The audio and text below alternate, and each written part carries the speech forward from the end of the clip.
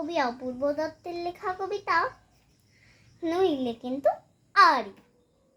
সকালবেলায় ঘুম ভেঙেছে, মা বলল, শোন, বাসি মুখে 100 থেকে 1 অবধি গোন, 9টা নাগাদ খেলতে যাব। বাবা ডাকলো, বোবাই, আবুধাবির রাজধানী কি মাস্কাট না দুবাই? স্কুলে গেছি। ইংরেজি স্যার হেঁকে বললেন, ইউ। ক্যালিডোস্কোপ লিখতে গেলে কে লাগে না কিউ।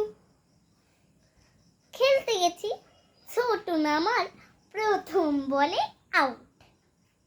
আম্পায়ারটা বলল, দ্য বেনিফিট অফ ডাউট।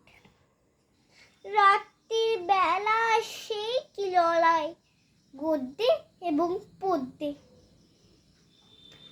এমন কপাল, লোডশেডিংটাও হয় না মাঝে মধ্যে।